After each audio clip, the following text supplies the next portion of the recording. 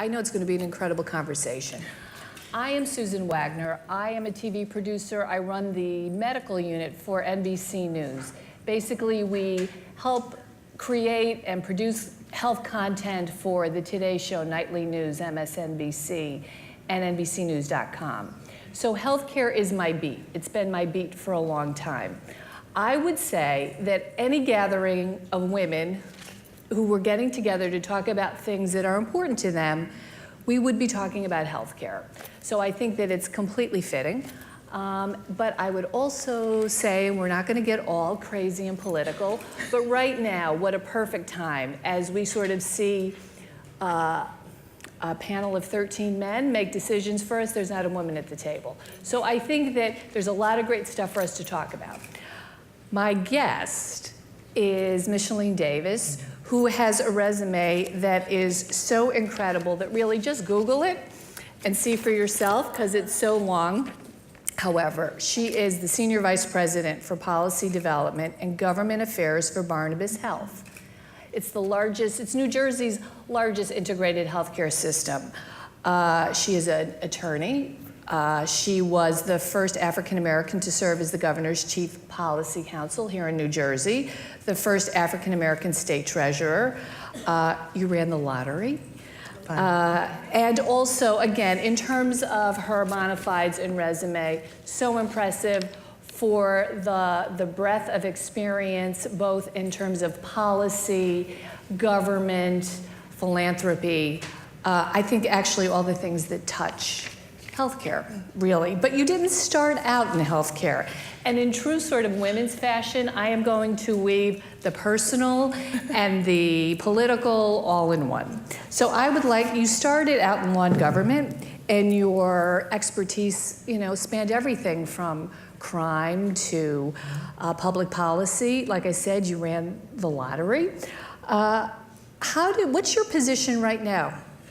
At present, I am the Executive Vice President and Chief Corporate Affairs Officer for RWJBarnabas Health. And so from that career that started out in government and policy and wasn't really healthcare, how did you end up in healthcare? So that's really interesting, right? So I say all the time that healthcare is relevant in a variety of spaces. I actually started my career as a criminal trial attorney. I was a prosecutor for just a few months because I couldn't take that, and so wound up being a defense attorney for 10 years, and went into policy because I really argued so many public policy issues before my jury and in my briefing memorandums to the court. Through that, someone tapped me on the shoulder and said, we'd like for you to come down to the great capital of Trenton and have a conversation with a few folks. That few folks wound up being the Commissioner of Health, who asked me to serve as his policy advisor at the time, and then 3 governors after that. So what has been the thread through all of that experience that is serving you the best right now in terms of working with a big healthcare system? So I really think that all of my experiential journey has been really thread together as a result of making certain that I kept very much the common touch at the forefront of whatever it was that we were doing, right? So lots of public policy individuals have this wonderful sing-songy voice. They talk a little bit about, right, things that sound like this. I tend not to talk like that. I don't sound like that. I have a deeper voice. My octave and range is a little bit deeper. I say that is because of the fact that the experience that I've had over time has been deeper within the very heart of the community and the people that we serve, that is what I bring to the table. And so trying to ensure that we don't get trapped in just the policy argument or the numbers, but making certain that we understand that there are people's lives at stake. I don't care whether or not you're talking about the Pinelands and preservation or transportation or healthcare. Making certain that we understand that those numbers that we're seeing on a page impact the families that we see on our streets has been that which I really think has been most salient throughout. So what's then been the biggest challenge so far in this job for you? What has been the hardest thing to learn? That's interesting. So immediately before coming to what was then St. Barnabas Healthcare System, then Barnabas Health, now RWJBarnabas Health, while I would say that it's been the consistent and constant change, I actually think that's been the most exciting. I think that what has been most challenging is something that I've had to take on relatively recently at this very large scale, right? 33,000 employees, 7,000 doctors, was to take on something called social impact and community investment, which was very new. An aspect of corporate social innovation that most individuals in this very corporate, very formal environment were unaccustomed to. And so as a result, I've had to usher in an aspect of culture change, and that's been really tough when people are really, really good at what they've always done and whatever the way it has been that they've been trained. And so for me, it's been trying to ensure that folks feel like I'm not trying to tell them that what they've done historically is wrong, but that there is still a better way. It's funny, we just heard a woman talk about China and India and talk about how you have to have different cultures and then merge cultures, and it sounds like you're talking about the same thing even here in New Jersey in terms of the healthcare system. Oh, absolutely. The merger that resulted in our institution now being RWJBH was the largest healthcare merger in the history of the state of New Jersey.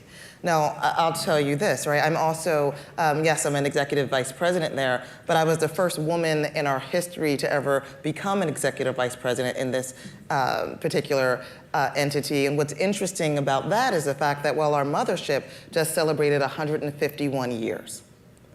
So one of our youngest facilities is about 119 years old. So although change is difficult, I say all the time, they had a long time to get accustomed to it. Yeah. But when you're doing that and you're bringing cultures together, you still have to make certain that it's not assimilation that you're going to. I don't want you to be more like me. It's acculturation. I need to make certain that we're creating an environment that fosters creative thinking and innovation, that welcomes you to bring all of you to that table too. So let's talk about women in terms of women's health, because I think that traditionally, when we think women's health, we think we are treated as patients. We are thought of as patients. I think that something like we're responsible for contributing $3 trillion to the global economy in terms of healthcare.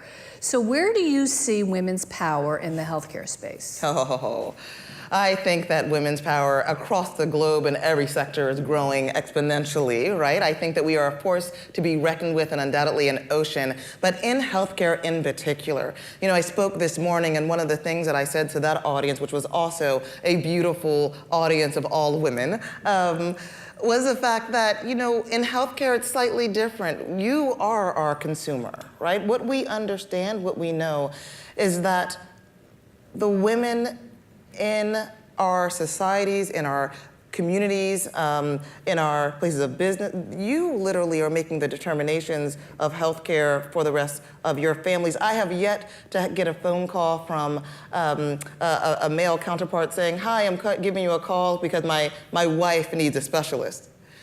Yet I get that call all the time for women who are looking for someone in particular for their husband, for their son who just broke his leg yet again on the baseball field, for their daughter who she's encouraged to be adventurous and has climbed that tree yet again and has fallen, for their grandmothers, for their mothers. Women are the chief consumer of healthcare. And so we get right what it is that we are doing when we attempt to attract you. You know, it's interesting. Healthcare is changing, as you know, better than most. More in the last, I want to say, 4 years than it had in the prior almost 400, right? We are seeing vast changes, but what has been consistent is the role and the power of the consumer. Patients go where doctors tell them, but consumers are well-researched. They have their own idea about the experience that they want to have, and they endeavor, nevertheless, to seek out where they are going to get that best experience. And so I really believe that as a very well-informed consumer, women have an incredible, incredible amount of power, but it's not just as consumer, right? I sincerely believe that we're seeing, if you take a look at the ranks of medical schools right now, you're seeing the fact that there are more women in medical school right now, that there are, that the numbers of women enrolled are growing while the numbers of men enrolled are sort of falling off. So as practitioner is an incredibly powerful space. I think that as vendor in that space is also an area that I want to ensure that women think about going into. We continue to drive entrepreneurship across the country and across the globe. It's an important space that we recall that we could be a part of that vending community as well as we enter into the entrepreneurial space. I think that they are all equally but incredibly important. Well, healthcare is particularly interesting and challenging in a way to sort of do business in, because we are talking about people's health. So, and the other thing is that the version of sort of profit versus nonprofit. What are the pitfalls in terms of trying to do business in the healthcare space? So that's interesting. So you asked about pitfalls because I tend to be horrendously optimistic. I look at them as great challenges, which, right, bring us to what? Opportunities. So as we take a look at that, I think that one of the things that has really presented itself over time has been the fact that the mergers and acquisitions that are going on across the healthcare industry, at least in the hospital and healthcare system space, have caused these uber, right, large-scale organizations to exist. Well, if you hearken back to what I just mentioned about entrepreneurial ventures, most entrepreneurs start off very small. And so the issue there is, well, then how do we then to scale if in fact you're going to be an entity like ours, which, right, will soon have a footprint that begins at the peninsula in Bayonne and runs all the way down to Atlantic City? Mm-hmm. How do you serve an entity that is that large, that literally treats 5 million individuals in a state that only has, right, just under 9? And so I really believe that one of the things that we need to make certain that we are doing so much more definitively and with great intention is the way in which we seek out collective partners. The way in which these same individuals have an opportunity to come in not just as subcontractors on a large prime contract, but quite frankly, there are a few of us, some of us, who understand that we need to be the entities within the environments where we are placed that literally cause the economic stimulus tide to rise so that all ships have a chance to rise. And so I really believe that so much of, when we talk about what are the pitfalls, some of the opportunities exist where we decide to ensure that an entity A knows that we are there, right? That we have created collective partnerships where we are ensuring that while this may be my finite service area, I have created a collaborative partnership with other such entities which help me to serve you to scale and which, quite frankly, add to the complement of the services that I offer.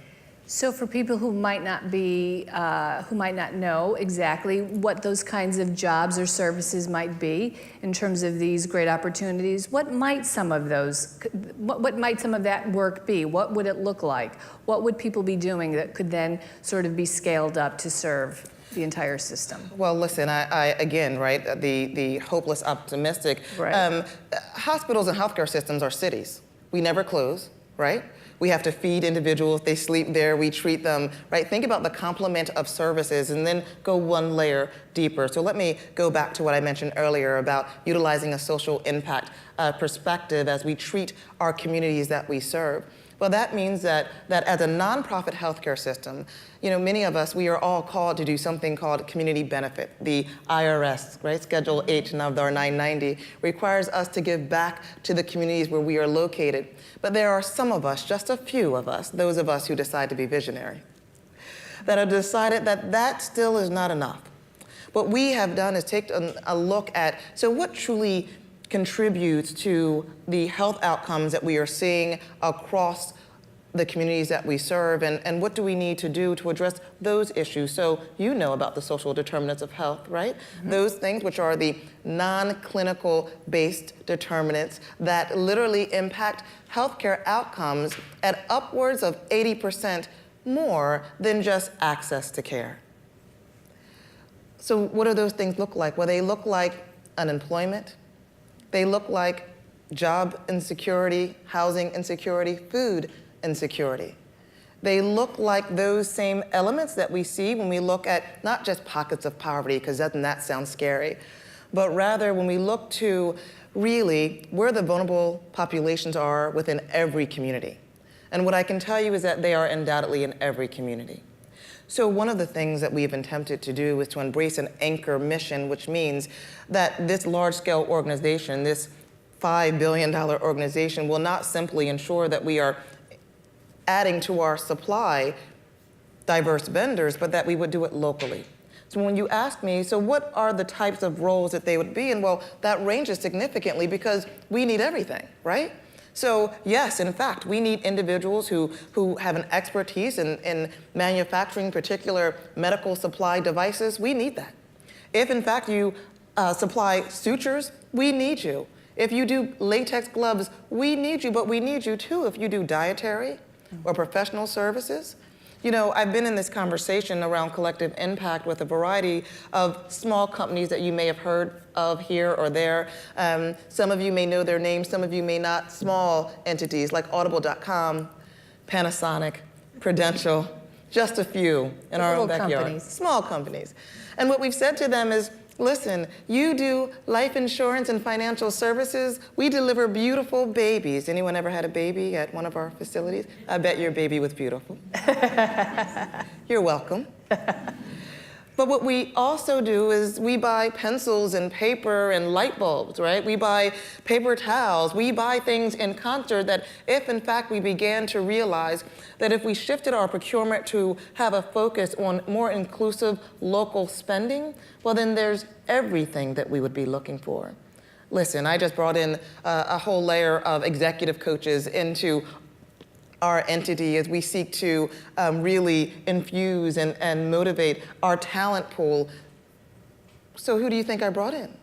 Lots of women that we know who do that service, render that service in our immediate community. They don't actually have a background in healthcare, right? That's not what they did. But they were nevertheless able to service us because we said we want to make certain that what we're doing in the area of professional services is that which will create and ensure that the economy in our local backyard is enhanced. But that ranges significantly. So you use the word local, and yet in terms of your healthcare system, it's huge, going, as you say, all the way from up here, you know, down to Atlantic City.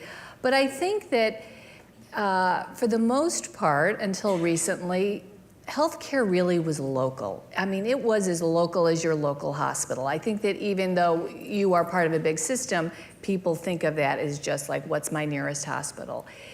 Is there a global component? We're talking about global connections. For a healthcare system like yours, is there a global component? Oh, absolutely. So among the other things that I oversee, policy development, government affairs, healthy living, community wellness and engagement, external affairs, there's also global health. And what is interesting is the fact that we look at it not simply as global health. Yes, I was overseas recently doing some medical mission work and creating a collaborative partnership with a medical school on the border of Haiti and the Dominican Republic.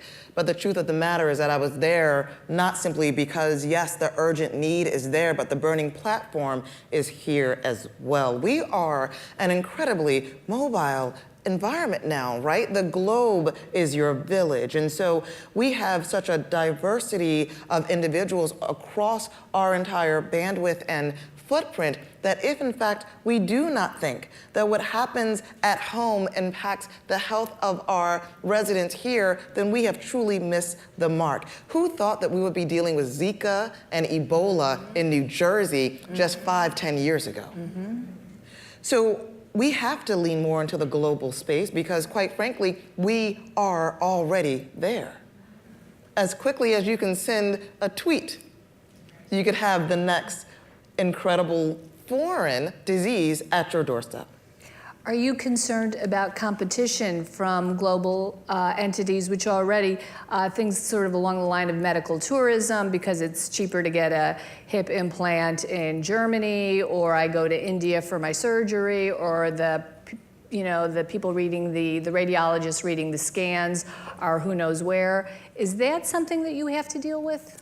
So we undoubtedly have to be aware of it, but I will tell you this, I think I've learned a great deal from watching Amazon really become this incredibly vast organization. And that is that the CEO said, I don't keep a watchful eye on my competition. I keep a watchful eye on my consumer.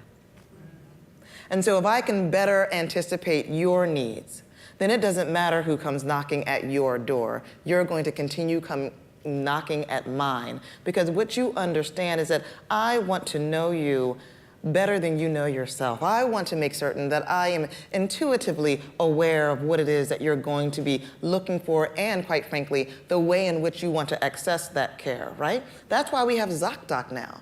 That's why individuals utilize a mobile app to make a doctor's appointment, because you didn't want to keep calling me and being placed on hold. And so we have got to quickly change, transform, transfigure the way in which we think about serving you. That's the benefit of understanding that patients, again, simply go where their doctor told them. But consumers, well, we have to literally court you. Well, you just talked about a great characteristic or aspect of somebody who would be a leader in that space. So what are some other characteristics for women who are interested in leadership in the healthcare space? I think clearly that you have to be an individual who is willing to take the risk. You know, someone said to me recently, yes, but you do that more than most. Well, I've decided that it's going to be a fun fight from now on. And so you cannot be afraid not only of your own shadow, but clearly of the shadow of those who decide to crowd you out. Ladies, the truth of the matter is that, you know, we oftentimes have to educate others of the benefit that we bring into the room. We are incredibly, we're very kind. And I say that with a swiping wide brush because I believe it about each and every one of us. We tend to have a different management skill and set. We tend to want to build by consensus. I believe in yes, yes, and I believe in win-win. I do not think that you need to lose in order for me to win. I think that that's an incredibly important aspect of the style that I've tried to ensure that I carry forward. But I think it's also something that women need to ensure that they understand, that they look themselves in the mirror in the morning and decide, I am right. Even if no one else in that room, in that boardroom, in that courtroom, in that classroom, in that OR believes it at first, because I am so good, so adept at what it is that I do, because I have studied and because I know this area better than most, I know that I am right. And you cannot waver from that. I recently had a conversation with my COO, who is actually ranked as one of the top CFOs in the country. He literally said to me, you know, an aspect that I believe that is always found in every leader is the ability to make a decision. He said, no matter what has happened, and then he paused and said, no matter what I've thrown at you, you have been resolute in your position. And I now realize that you are right. And so I say this because of the fact that so many individuals literally question themselves in every environment. I watch women who want to say something, begin to say something in a board meeting, and then have everyone else make the comment. And then when John says exactly what she just said, she nods and agrees with John, right? So you really do have to be have a certain sense of self and understand at your very core that you will help to educate others around you in a positive way. You can be gracious and be right? You can be powerfully strong and still be a compassionate listener. I do not believe that you have to diverse yourself one from the other. I do believe that as a leader, you have got to be authentic where you are. So I have to ask right now, so what is a tip for doing that, for being in that space where your knees are knocking and you're terrified? Understand that your knees can be knocking. They have the right. You have the right to be nervous. That doesn't mean that you back down, cower, and go away. Let me tell you, I have recently had one of the best fights of my life with myself. Did you win? Oh, it was a close one, my friend. It was a close one. When I tell you, people said to me, if there was one thing that you could wipe off the face of this earth, what would it be? I have to tell you, I did not say that it would be poverty. I didn't say that it would be war. I didn't even say it would be the current federal administration. I'm just joking. I didn't say any of those things. I didn't say any of those things. I said that it would be fear and worry. The amount of energy that we spend giving worry a front seat in our lives. It is there to distract us, and the distraction is there to derail us. And so one of the things that I say all the time is, you've got to face that fear, right? I'm not saying that you do it in front of other people, but if in fact you are ever given two choices, and there is one that scares you to death, lean hard into it. Because that is where the beauty and the glory of your calling truly is. I cannot tell you how completely convinced I am of that truth. But I will tell you this, I'm hokey. So in the morning when you're getting dressed, I look in the mirror and convince myself of what I have set forward on the day and the fact that I can overcome it. It is hokey, my friend, but I welcome that. Embrace that. Don't run from the fear. Yes, it scares me to death. Yes, everybody said that it couldn't happen. People indicated that you're going to fail. That is nothing but a challenge. So I realize now, right, two things. One, failure is impossible if you don't run away from the fear. Impossible. Impossible. And I say that not because, yes, I get it, right? We start out, oftentimes we launch new businesses, we do new innovative things, and at first they seem like they fail unless you don't literally give credence to the lesson that you learned in the midst of the battle. Because that is the missed opportunity. That's the only time that failure really, honestly shows up. So when you say, so how do you do that, right? Your knees are shaking. I would say, my knees are shaking because you're speaking to me in a manner as if you've already made up your mind. But that excites me because of the fact that I know that there's a truth in the midst of the facts that you're asserting against me, right? Listen, I didn't say it was going to be easy. I said it was going to be worth it. Okay. Okay. And I'm not going to use the word pitfall again here, but here I'm going to say, I bet this is one of your big challenges. Come on.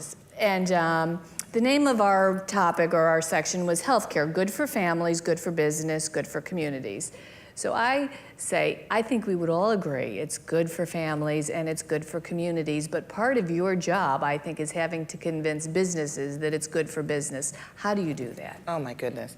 Well, the truth of the matter is that the studies have all come in, right? Every report shows us that when your employees are well taken care of, that when you have invested in them on the job, when they feel that their place of employment wants their well-being and that they do not want them to be stressed out and overworked, right? On the very edge, that productivity is better, that efficiency is increased. These are not my studies. These studies have already been produced. They've already been released. And so drawing them back to the bottom line, showing them the return on investment of not having a high rate of turnover, on ensuring that they have the longevity that they desire so that, quite frankly, they're not having to spend a great deal on new recruiters right, in order to recruit that new individual, that literally all of this contributes to a sound bottom line. And then if you are in an industry, I don't know, like mine, one that is based in the service area, what you know is this, that employee satisfaction drives patient experience. And so if you want your patients to have the best possible experience at their time with you, then ensure that your employees are your best brand ambassadors.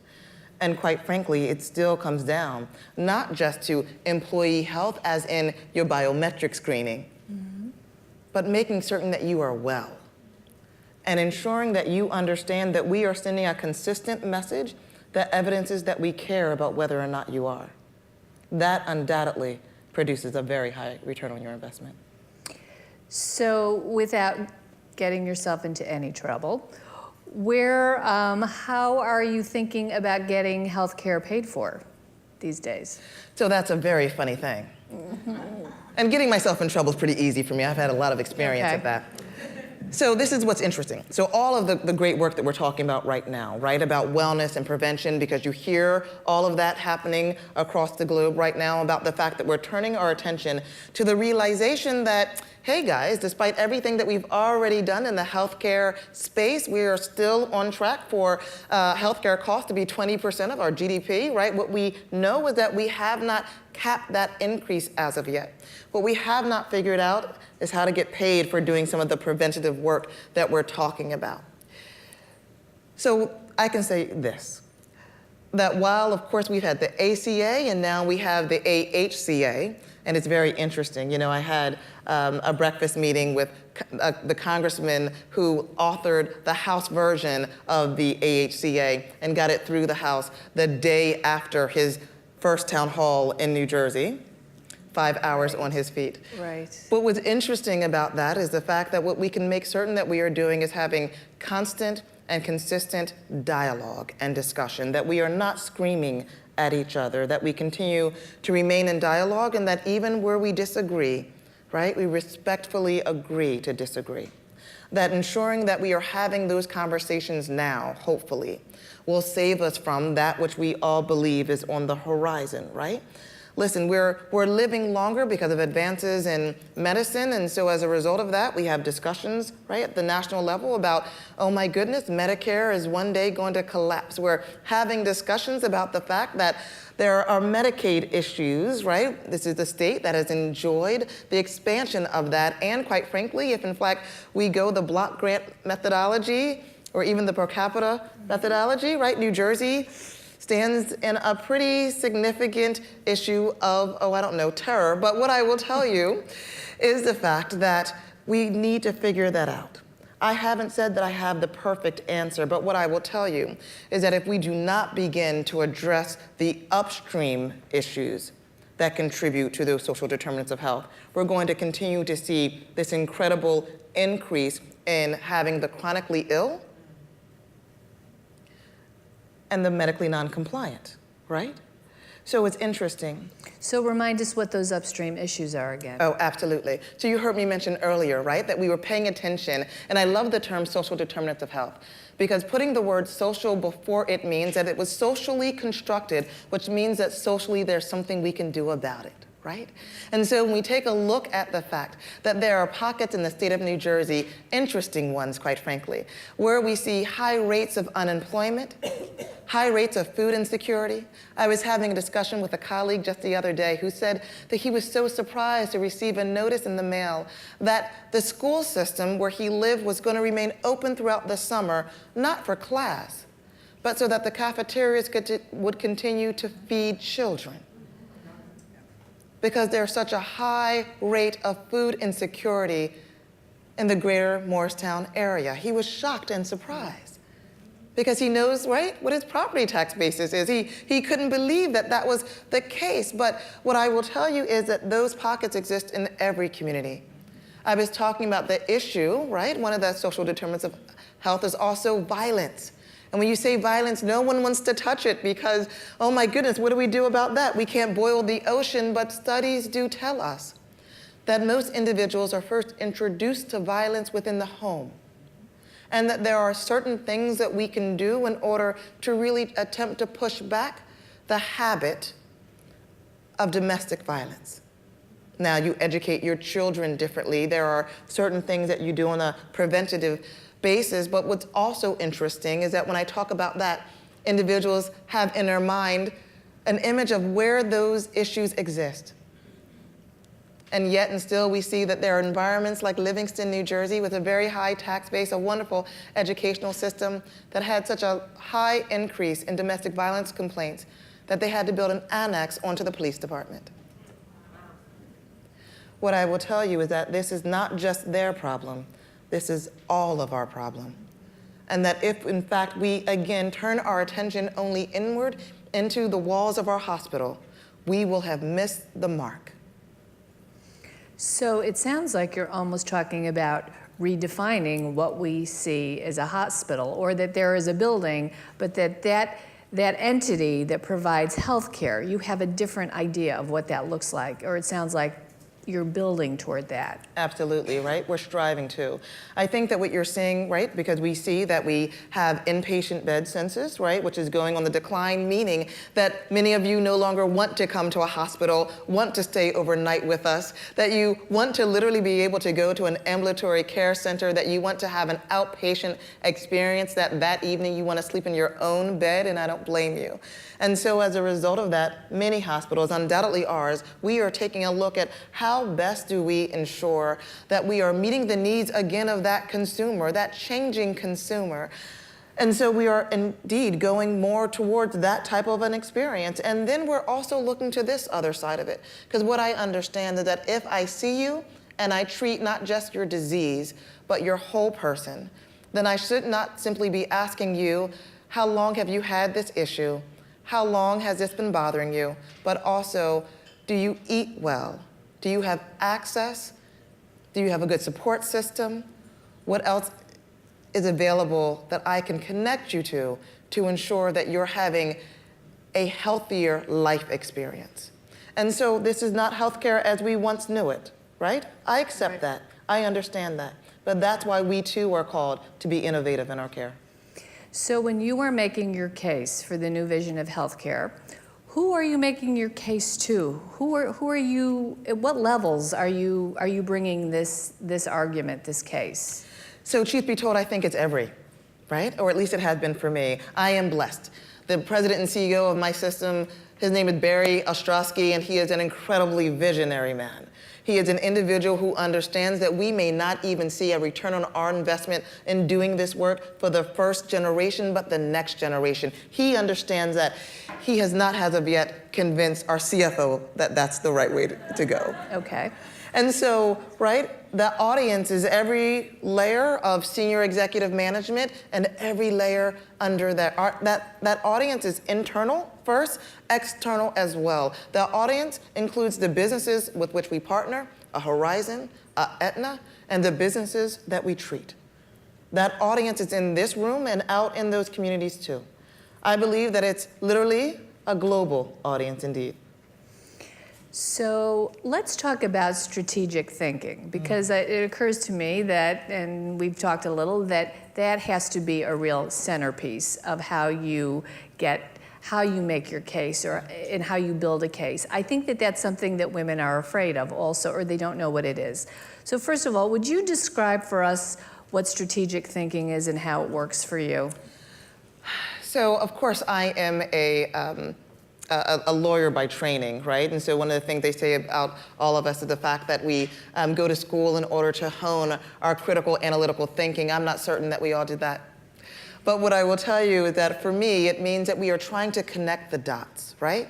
That there is not one issue or one thing that we want to have to do, any element of the effort that we put forward on an initiative, on a project, on a day-to-day basis, that we want not to literally have a ripple effect in order to forward our agenda, right?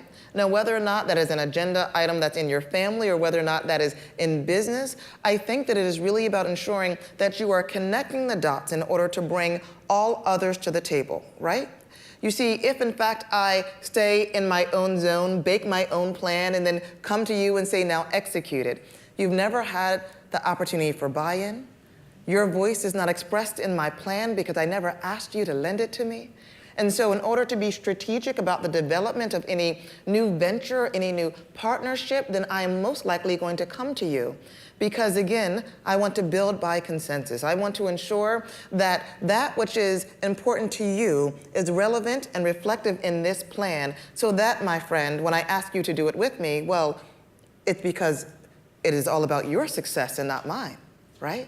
And so as I go forward in not just selling this business case, but doing just about anything, she mentioned the fact that I also oversee policy development and governmental affairs. Well, no other place do I need to be more strategic than there, right? So it is about going to talk to, a federal delegation from New Jersey that has 2 Democratic senators, and yet, right, they are in the minority, right? We have very few folks within our delegation who are Republican, but those 4 Republicans are pretty significant. They are in very high-ranking positions as chair of the Appropriations Committee, right? Having just ushered through the AHCA out of the House. I mean, just really being able to walk that line where you are ensuring that everyone understands strategically that their best interest is aligned with your best interest, and then being able to show them how. Another issue, and I was going to talk about this in terms of strategic thinking, and we could, or even just on its own. I know that the healthcare gap for women of color is real and deadly. So how do you take that kind of thought process and start working on a problem like that? So I think that, first of all, thank you for even mentioning it. You're welcome. And secondly, I think that one of the things that we have learned is the fact that we cannot sit high and look low as this large healthcare institution and tell others what's wrong with them, right? That we have to be able to do it in a very collaborative method and in a very collaborative manner. And so as a result, what I would tell you is that if I were to take a look at, you could take, unfortunately, a variety of different issues and ailments. Breast cancer, the mortality rate, right, is so much higher for African American women in particular than it is for our white counterparts, and yet the incidence rate is about the same, right? It is not that we get cancer, right, more than anyone else. It's not like we like it. We don't select it off the shelf. It wasn't what I picked out for breakfast that day. But we present to access care much farther down, I want to say farther down the trough, right? By the time we walk into a doctor's office, we've already walked in and we're already stage 3, stage 4. So a strategic way of approaching that is to take a look at the root cause of why. Why is that? Now I will tell you this, it causes individuals to have to lean into the uncomfortable. And I say that because, and I'm going to try to have this conversation without getting myself in trouble too, I say that because of the fact that that means that you have to look at the history of your experience wherever we find you. So yes, of that particular individual, but then of her mother and of her mother's mother, and then we need to figure out of that particular segment of society, why is it that you do not avail yourself of a physician's office? And if you begin to do that with that particular group, what you find is that, right, way back, not too far at all, long ago actually, but during the civil rights movement, there were some issues in dealing with clinical practitioners. Black women were utilized as experimentation. OB/GYN, the entire science was actually developed utilizing African American female slaves. I say this to you not to make you uncomfortable, but I say it to you because we attempt to practice medicine without understanding the wholeness of the person that presents to us. Now, that candidate was not, right, that slave, but what she has learned through oral history over time is to beware and not to trust. And so that tells us that we need to ensure that we are sending a message that communicates that I want to earn your trust, that I respect you, that I respect that history, and that strategically I will work with those entities that you do trust. And so perhaps it is not your physician, but it may be your house of worship, right? It may be your temple, your synagogue. It may be others within the community, and so I will partner with them in order to ensure that we are providing you with the same information, the same education, but in a culturally competent manner, which does not diffuse or dismiss that which you believe to be real. And so all it really comes down to is ensuring that you are infusing your approach with human design, that you matter in what I am trying to figure out about how best to treat you, that I want to work with you, not against you. And so being able to do that in a manner which, of course, right, causes you to uncover, to pick up sometimes the rock, to see the nocturnal bugs underneath, to realize that I do not have all the answers, is sometimes difficult in the clinical space. Because after all, we're science-based. We believe that we know all the answers. But what is true for you is true. And so we would do something along the lines of working with those entities, non-traditional partners, ensuring that we are recognizing, identifying, and then helping to invest in those types of organizations which treat that particular demographic. There are organizations, everyone knows Susan G. Komen, but I don't know how many know the Sisters Network, which is the largest organization for African American women who suffer from breast cancer. And so we would seek that one out and create not a sponsorship, but a partnership, so that we are also listening to that particular organization about what they truly need, working with them on their strategic plan, helping to shore up where perhaps their good intent may not have business savvy. And so we are helping to support them in that way so that what we are then doing in order to address that issue is long-term, sustainable, and really able to make a true impact. So what would this community of healthy women, what would it look like and what would they do? And I don't mean just the women of color, but just, we're talking about creating a healthy community. So what does it look like and what would it do? I think that a healthy community of women means that we have a community where all women knows what it means to be healthy. That means that I have, sound access to a safe environment, that yes, I have access to health care and that we can all receive it at an affordable rate. Mm-hmm. That it is that which is, for me, an enjoyable experience even. One for my entire family, but one also where my mental health is ascertained. That I am asked whether or not I am having a healthy mental health day. How many good mental health days do you have? Right? And one where we are not afraid to ask one another that. One where we hold each other accountable.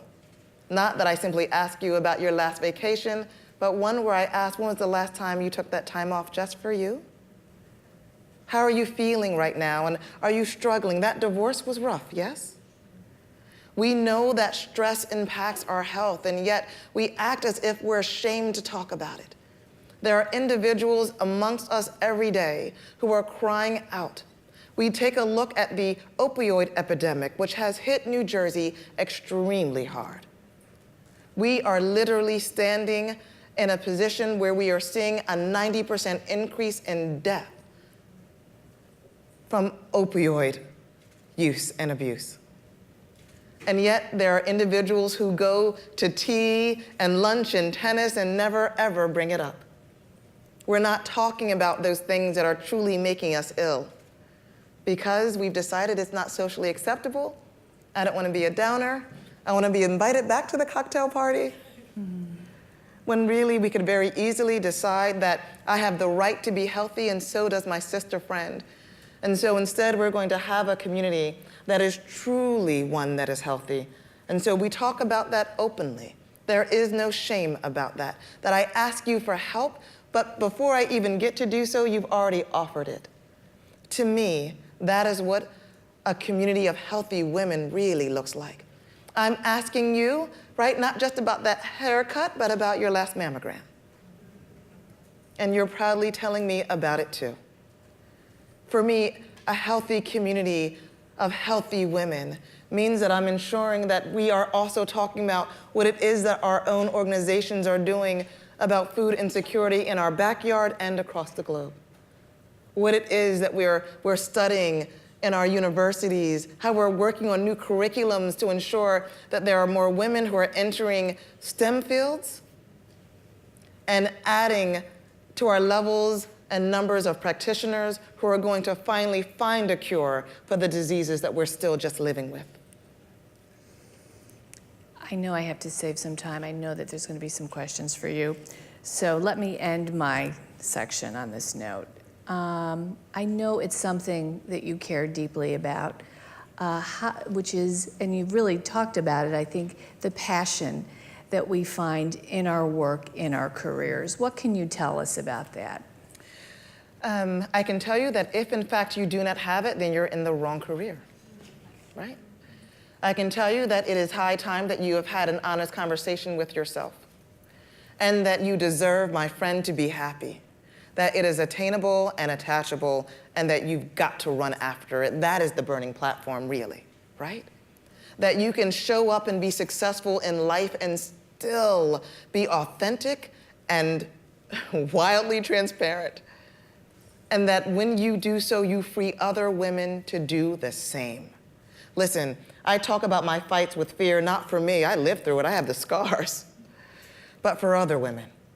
So that when they end up in an environment or with that issue, with that challenge, when life happens and it presents itself and it is scary and it scares you, that you know that there are others who have been scared too.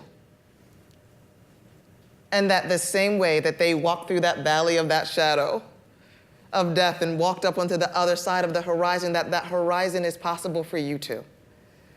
So I beg that individuals do not divorce yourselves from your own voice. That you can still be successful, you can still own the room, and you can do that in your own skin. The individuals that people are most drawn to, the CEOs that we read about in Forbes and Fortune, who not just lead their organizations into successful financial status, but transform industries, do so from their authentic core. I implore you to do the same, even when the wind is not at your back. Sometimes it will feel like you are really pushing a boulder uphill. My boulder has had names on it. Mm-hmm. Oh, you have no idea. Oh, we probably do. Do it anyway. The days that you doubt yourself the most are the greatest days that you will have in hindsight. Remember that the mistake that you made, right? That failure is written in pencil, and that you are your own eraser. I tell stories of my mistakes. I'm the queen of them, by the way. I don't know if you can see my crown.